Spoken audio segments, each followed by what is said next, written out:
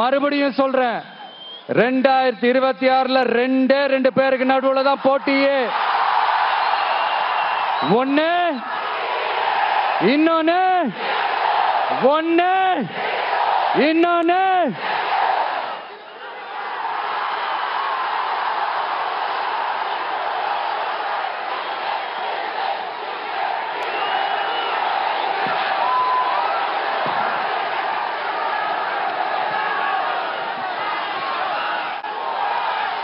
இந்த பூச்சாண்டி வேலையெல்லாம் காட்டுறதை விட்டுட்டு தில்லா கெத்தா நேர்மையா எலெக்ஷனை சந்திக்க வாங்க சார். பார்த்துடலாம் சார். கொள்கையை பேருக்கு மட்டும் வச்சுக்கிட்டு குடும்பத்தை வச்சு தமிழ்நாட்டை கொள்ளையடிக்கிற நீங்களா, இல்ல தமிழ்நாட்டில் இருக்கிற ஒவ்வொரு வீட்டுக்குள்ளேயும் ஒருத்தனா இருக்கிற நானா, இந்த விஜயா? பார்த்தலாம் சார். இனிமேலும் இந்த தடைகள்லாம் போட்டீங்கன்னா நான் நேரடியா மக்கள்கிட்டயே பர்மிஷன் கேட்டுருவேன். மக்களே நீங்க சொல்லுங்க, நான் உங்களை பார்க்க வரக்கூடாதா?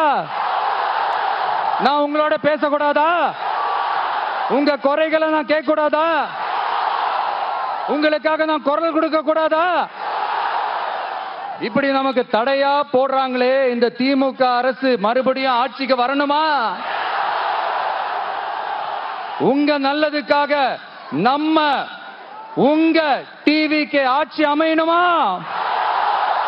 சத்தமா கேட்டுச்சா மை டியர்? ஏன்பா, நான் தான் அப்பவே சொன்னல, அவருக்கு ஆசையா பாசமா கூப்பிட்டா பிடிக்க மாட்டேங்குது. ஏன்பா மறுபடியும்? கேட்டுச்சா சிஎம் சார்?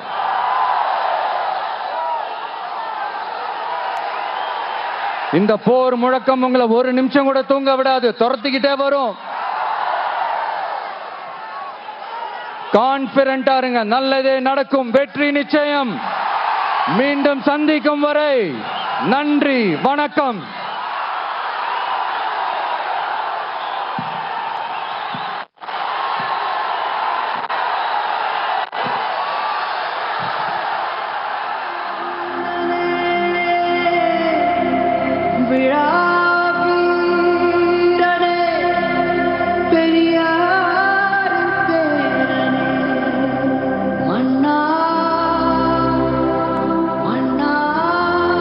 எல்லாரும் எப்படி இருக்கீங்க?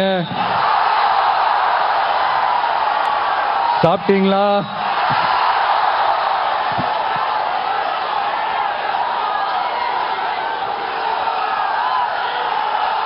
அண்ணா அவர்களுக்கு ஒரு வணக்கம், பெரியார் அவர்களுக்கு ஒரு வணக்கம்.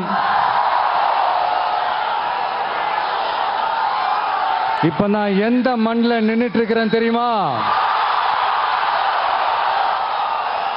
நாகூர் ஆண்டவர் அன்போட, நெல்லுக்கடை மாரியம்மன், அன்னை வேளாங்கண்ணி ஆசியோட, கடல் தாய் மடியில் இருக்கிற என் மனசுக்கு ரொம்ப நெருக்கமான நாகப்பட்டினம் மண்ணில் இருந்து நின்று பேசிட்டு இருக்கிறேன். தன்னுடைய இரண்டாவது பரப்புரையை பேசி முடித்திருக்கிறார் தாவேக தலைவர் விஜய். அடுக்குமொழியில் அடுக்கடுக்காக பல்வேறு குற்றச்சாட்டுகளை முன்வைத்திருக்கிறார். இது தொடர்பான கருத்துக்களை பகிர்ந்து கொள்வதற்காக மூத்த பத்திரிகையாளர் திரு ஷாம் இணைக்கிறார். சார் வணக்கம். வணக்கம். விஜயனுடைய இரண்டாவது பிரச்சார பேச்சை பார்த்திருப்பீங்க. பல்வேறு குற்றச்சாட்டுகளை முன்வச்சு பேசி இருக்கிறாரு. என்னுடைய மக்களை, என்னுடைய சொந்தத்தை பார்க்க தடை போடுவீங்களா அப்படின்னு